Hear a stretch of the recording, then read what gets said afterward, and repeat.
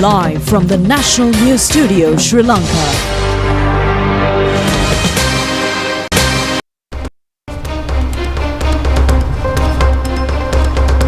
This is the news telecast of the prestigious channel of Sri Lanka. A pleasant evening to the national news. I'm Delanjali Ananda. Good evening, I'm Clifford Richards. First of all, we take a look at the headlines. The government says that a sum of $1.74 billion has been so far been received under the IMF Extended Fund Facility. 3 persons injured in the Koskama shooting incident. A mobile unit is to be set up for the immediate treatment on elephants. The 10 recommendations from the Gazette regarding admission of students to the Kotalawala University Medical Faculty. A National Accident Prevention Week from tomorrow. The Presidential Fund to appreciate top performers of the A-level exam. The death toll from the floods in Texas state in the US exceeds 50.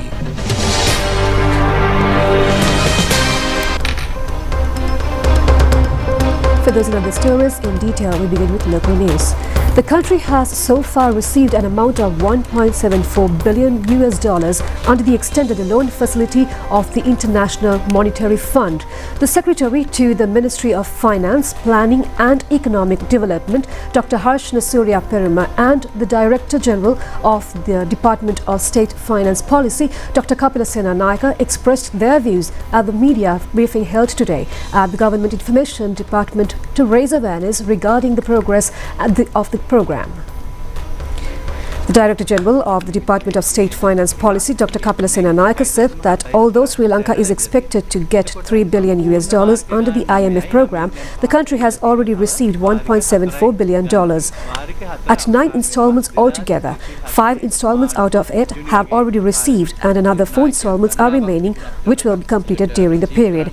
A Secretary of the Ministry of Finance, Planning and Economic Development, Dr. Harshna Surya Peruma, pointed out that the country has to achieve a number of targets. Sri Lanka has been able to complete the 4th review of the program by entering a new route of the journey towards it. The IMF is already holding discussions with the government regarding the next review, and it is expected that it will be completed soon.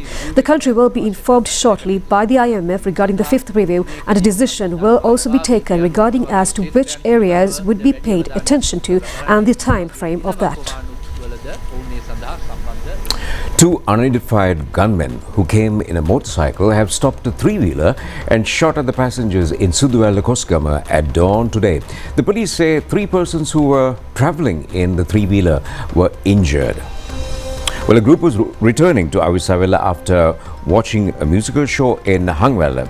The Koskama police say the injured were aged 12, 30 and 44 years, and the residents of Awisawela, the victim's mother, daughter and another male, were admitted to the Awisawela hospital. The police believe that a pistol was used in the shooting and further investigations continue.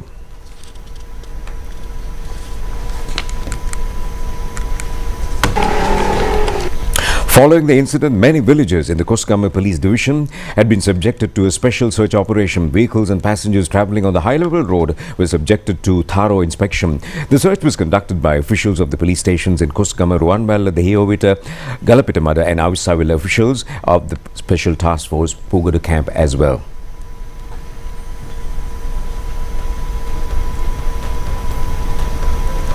The Veterinary Medical Faculty of Peradeniya University commenced the treatment of Bhatia, the injured elephant, at the Polpatigama area.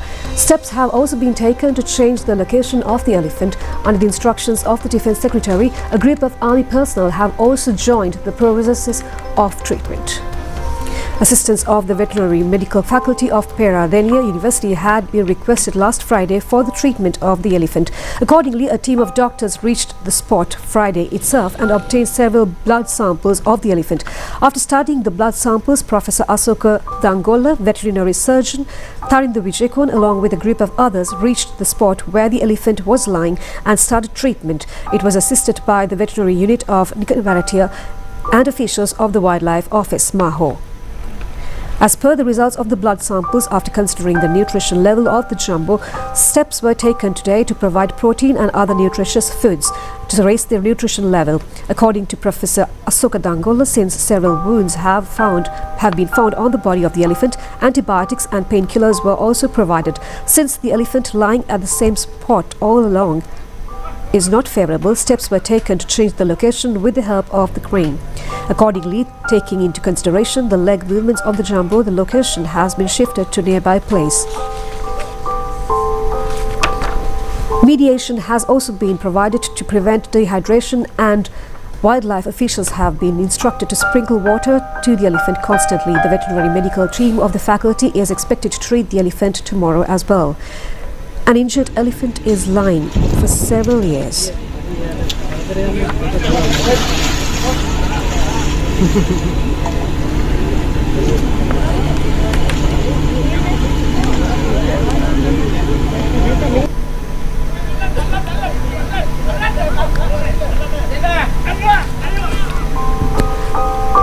An injured elephant is lying for several years at the Kandalamatang premises, Dambulla. A group including the Minister of Environment, Dhammika Pattamani, and Deputy Minister Anton Jayakodi today visited the spot to observe the treatment given to the elephant. The Minister Dhammika Pattamani stated that a treatment until unit will be established immediately in order to treat elephants facing dangers.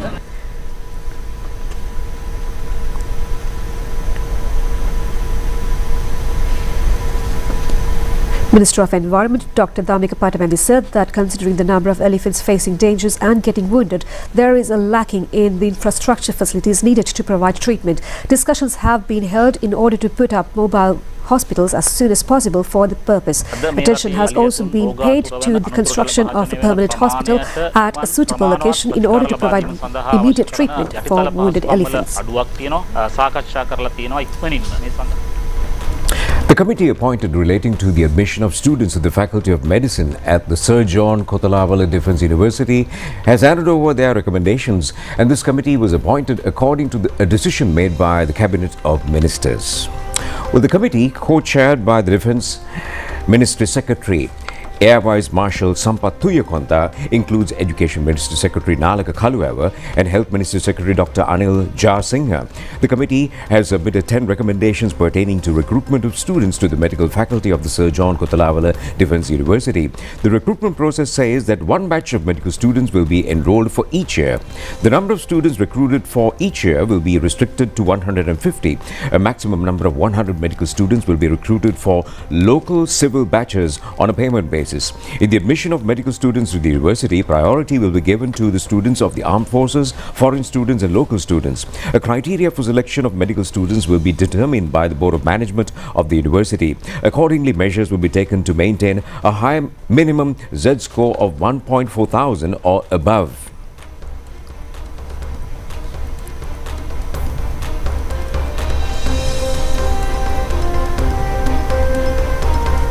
Minister Dr. Nalinda Jathis made these observations after attending a ceremony held in Colombo yesterday regarding admission of students to the Kotalawala Defence University.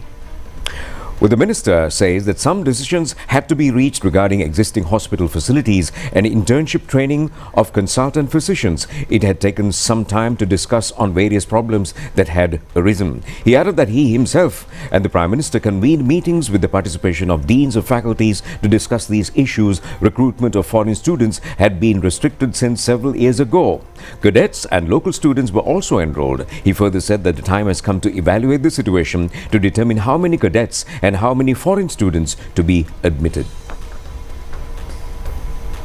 Accidents have become one of the main factors for hospitalizations, injuries and deaths by now in the country. Millions all over the world become victims of unexpected accidents. It has been revealed that at least 4 persons in every 3 hours die due to accidents in Sri Lanka. The Ministry of Health has declared an accident prevention week from tomorrow until the 11th of this month with the objective of minimizing accidents. More than 1 million people undergo treatments every year in hospitals in Sri Lanka due to accidents. It has been revealed that at least between 6 to 8 persons per minute face accidents requiring medical treatment. Most of the people do not pay proper attention that most of the accidents are avoidable if they pay at least some attention and awareness to it. Most of the victims of accidents belong to the most productive age group of 15 to 45 years. Out of 145,000 total annual deaths of this country, 8% or a figure of 10,000 to 12,000 die because of accidents. More than 50% of accidents are reported in residences and places around them, and another 25% are being reported connected with roads. This situation will turn out to be serious during the next decade, along with the changes in lifestyles due to urbanization and industrialization, if proper actions were not taken to prevent accidents. Among the nearest reasons for accidents are lack of knowledge, carelessness and not following the rules and regulations properly are prominent. The National Accident Prevention Week this year has been organized for the 10th time, paying attention to all these factors in order to prevent accidents. This has been implemented with the assistance of the Non-Communicable Diseases Division of the Ministry of Health and the National Advisory Committee of Preventing Accidents. During the National Prevention Week, the day tomorrow will be confined for the prevention of road accidents. The other days have been earmarked for accidents at residential areas, accidents due to drowning and accidents at schools, preschools and daycare centres. A program to evaluate the top performers at the GCE Advanced Level Examination in the years 2023 and 2024 on the district basis has been commenced by the President's Fund, and accordingly the program to felicitate those who excelled in the southern province was held at the Ravindranath Tagore Auditorium of the Ruhunu University today. Incentive allowances of 100,000 rupees have been presented to 361 students who had recorded excellent results under 6 study streams in the southern province. The President's Fund has spent a sum of 36.1 million rupees in this connection. The program scheduled to be implemented covering all districts in the island. The maiden program had to be commenced in the northern province recently. Today's ceremony was attended by Senior Additional President Secretary Roshan Gamage, Vice Chancellor of the University as well. Minister Sunil Handunetti said that most of us are aware that misappropriations had been committed in the President's Fund. He added that now for the first time in the history, the President's Fund has become the fund of the people. The minister further said that many are inquiring what they had done after coming to power. He added that among the good things they had done included transforming the President's Fund into a people's fund. More than 30 million rupees have been allocated for students who have excelled at the 2023-2024 A-level examinations. Well, the minister also said that a further 150 million rupees have been reserved for the top performers of the 2024-25 A-level exams.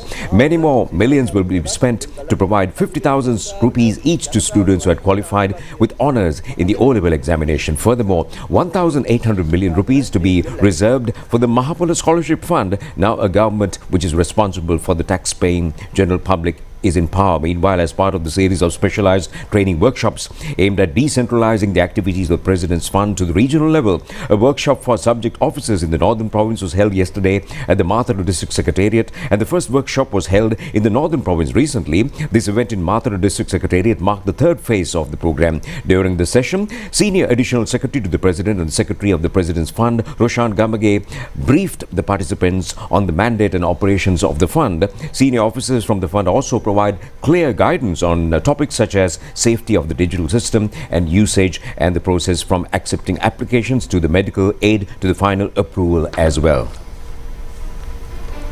Today is the International Rural Development Day. The main objective of the Praja Shakti National Programme being implemented in the country as per the policy declaration of the government of Sri Lanka will be to direct the country towards a new development path by alleviating poverty in rural areas.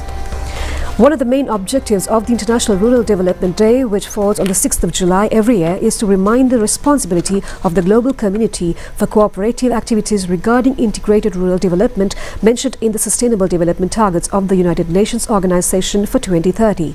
Rural development is not merely decided by infrastructural facilities. It includes development of aspects including poverty alleviation, equality, education, food safety, health and sustainability as well.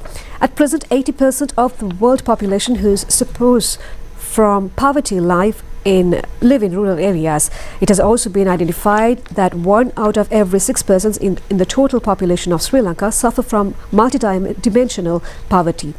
95.3% of them live in rural and estate areas. The education sector, which has provided the highest contribution in poverty alleviation of this country, has not been properly identified so far as an approach to get rid of poverty. The consolidated approach towards Praja Shakti program is due to be formulated, paying much attention towards such strategies. A special attention will be paid to sectors such as health, transportation, food safety and marketing, which have a direct effect on poverty. Accordingly, one of the main objectives of the government is to implement the mechanism to empower the community via new approaches. It is an undeniable responsibility of the present-day citizens to contribute in achieving broad objectives of economic, social and environmental sustainability for the benefit of the future generation. Now, Prime Minister Dr. Harini Amarasuriya says that the health services is not merely a service but a social requirement. Well, she also points out that good governance and good regularization will lead to safeguard social needs and for its advancement. Well, the Prime Minister was addressing the academic centenary celebrations of the Sri Lanka Medical Association in Colombo yesterday. Releasing of a commemorative stamp in connection with the celebrations was held in parallel to this event. The Minister of Health and Mass Media, Dr. Nalinda Jayatissa, participating in the ceremony, said Sri Lanka's health service is at present marching towards a new era. Ambassadors and members of the Sri Lanka Medical Association were also present at this event.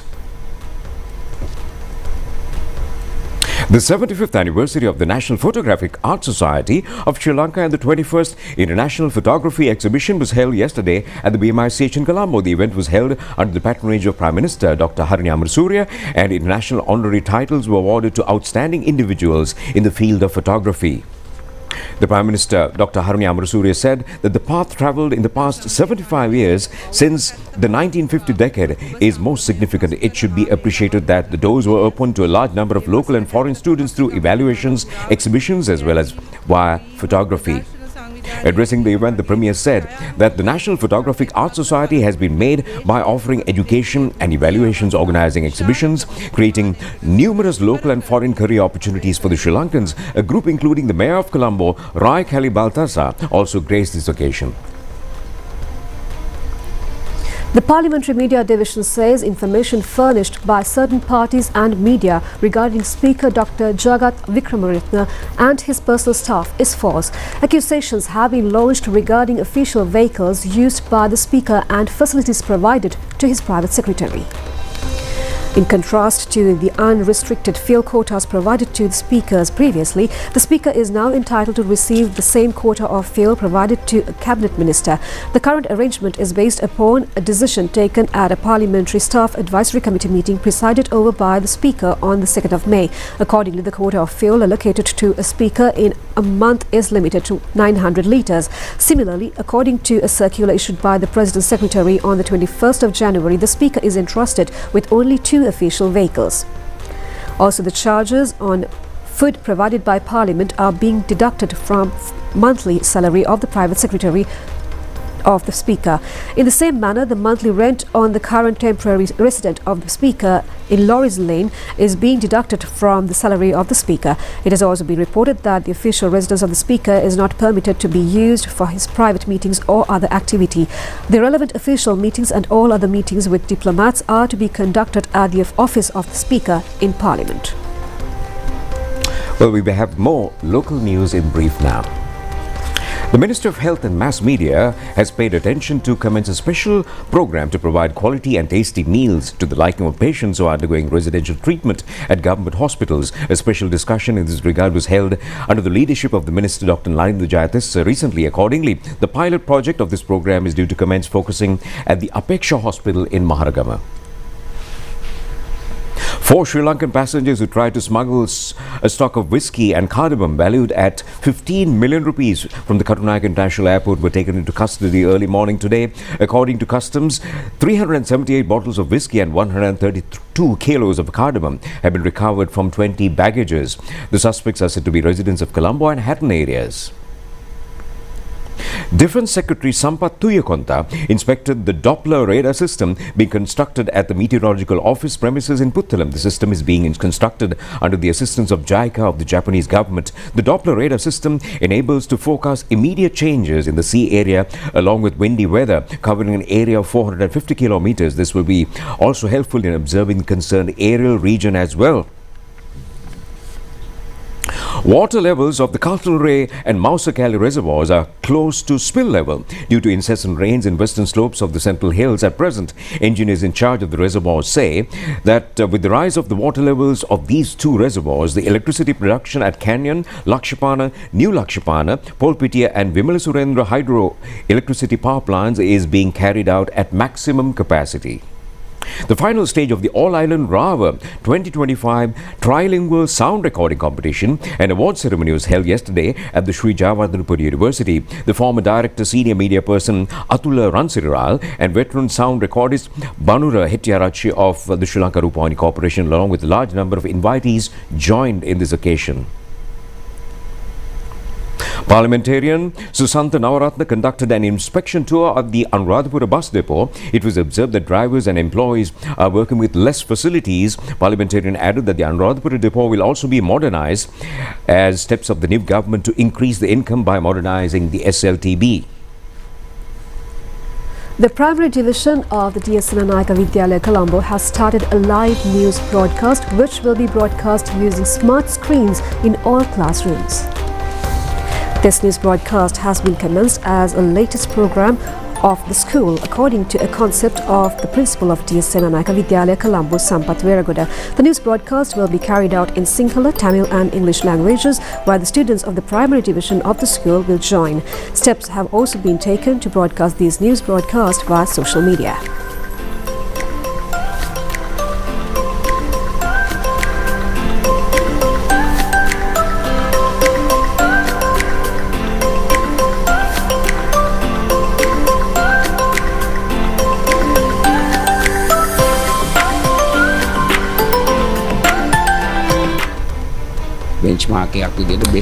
An 18-member delegation of the Japan International Cooperation Agency JICA visited Sri Lanka recently. Well, this visit was part of a commemorative study mission celebrating the 60th anniversary of JICA's volunteer program. Well, the delegation was from supporting organization JICA's Japan Overseas Cooperation Volunteers. They visited the Sri Lanka Nippon BizTech Institute to explore potential avenues for collaboration as part of the efforts to deepen cultural understanding and foster international cooperation. The delegation conducted 6 interactive sessions aimed at enhancing awareness of Japanese society and industry. These included engaging workshops on origami and calligraphy, Japanese tea ceremony, and a traditional Japanese comedic performance. The program also featured a lecture on the prospects of Japan's IT industry and a session on Japanese business etiquette and culture.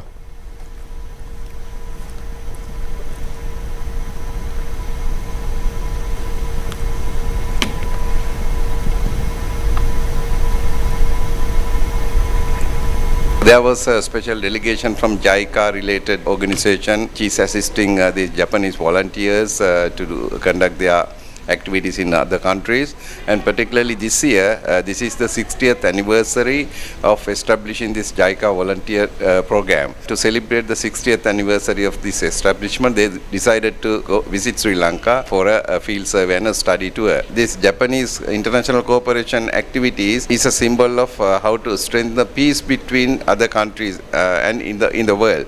So this is also part of that effort of Japan. Well, that's news at home. We take a short break. We'll be back with international stories shortly.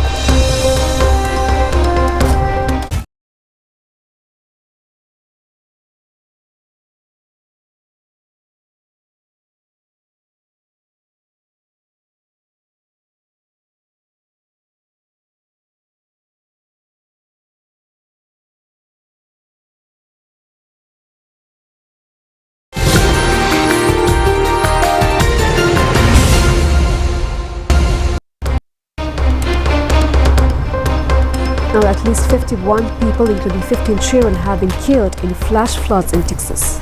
Well, hundreds of rescuers are continuing the search operations for those missing. Well, the worst affected area is Kerr County, where 43 people have died and where 27 children remain missing from a Christian youth camp located along the river Guadalupe. People have also been confirmed dead in other parts of the state as well. Multiple flash floods warning remain in place over the weekend. In central Texas, about 850 people have been rescued so far. U.S. President Donald Trump said his administration was working very closely with local authorities to respond to the emergency. River levels in the areas of central Texas impacted by torrential rains early Friday have largely receded, but floodwaters have reached area lakes since the region was in a severe drought before it received a sudden deluge. There was plenty of room in the lakes to handle the water. However, Texas officials have said any additional rain in already drenched areas could touch off additional flooding. And US billionaire Elon Musk says he is launching a new political party weeks after dramatically falling out with US President Donald Trump. The billionaire announced that he had set up the America Party, billing it as a challenge to the Republican and Democratic two-party systems. However, it is unclear if the party has been formally registered with the US election authorities. Musk, who is or was born outside the US and is thus ineligible to run for the US presidency and is yet to say who will lead it. He first raised the prospects of forming a party during his public feud with President Trump, which saw him leave his role in the administration and engage in a public spat with his former ally. Musk was until recently a core supporter of Trump, dancing alongside him during election rallies last year. He was also Trump's key financial backer, with Musk spending $250 million to help him regain the office. After the election, he was appointed to lead the Department of Government Efficiency, which was tasked with identifying swing cuts in the federal budget. His fallout with Trump began when he left the administration in May and publicly criticized Trump's tax and spending plans.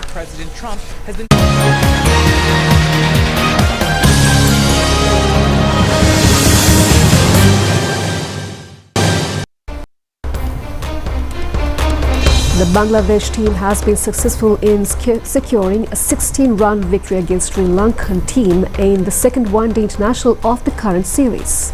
And accordingly, both teams have won one match each and remains in equal status. Well, the match was played at the R. Premdas Stadium, Colombo.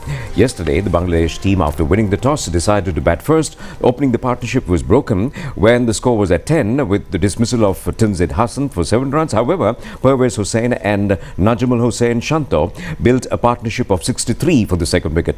The relationship was also broken when Najmul Hossain was out for 14. Pervez Hossain and Tawhid Hirudoy scored 67 and 51 runs respectively. The Sri Lankan bowlers have been successful in dismissing all Bangladeshi players for 48 runs within 45 overs and 5 deliveries. The best bowling figures for Sri Lanka team was recorded by Asitha Fernando and Wanidu Hasaranga, who took 4 and 3 wickets respectively. The Sri Lankan innings was opened by Nishan Madhushka and Pathum Nissanka. The first wicket fell when Nissanka was dismissed for 5. However, Kusal Mendis had been more successful as he was able to record his 34th half-century ODI. He, along with Nishan Madhushka, built a 69-run partnership for the second wicket. Madhushka was out for 17 and Mendis ended up his innings with a knock of 56 runs. Well, Kamada Mendis also scored 33 with the fall of these batsmen. Janit Lianage engaged in a lone struggle for Sri Lanka, yet he was successful and recorded 78 runs, which was his 5th half-century and ODI. Even with this gallant effort, the Sri Lankan batsmen were able to score only 232 within 48 overs and 5 deliveries. Bangladesh bowler Tanveer Islam bagged a heroic haul of 5 wickets. The third one-day international match between Sri Lanka and Bangladesh should be played at the Pallekele International Cricket Stadium next Tuesday. Although it was not good news for the Sri Lankan cricket fans, we still have a reason to celebrate, and that is because Sri Lankan athlete Rumesh Tharanga has won a bronze medal at the Niraj Chopra Classic Javelin Throw Championship held in Bangalore, India. The event was conducted with the participation of a large number of prominent javelin throwers in the world. Rumesh Tharanga participated in this competition representing Sri Lanka, where a large number of invited athletes from several countries, including India, joined in this event. Indian super athlete Niraj Chopra won the gold medal with a throw of 86.18 meters. Julius Yugo of Kenya, with a throw of 84.51 meters, won the silver medal. The bronze medal was won by Rumesh Tharanga, clearing a distance of 84.34 meters.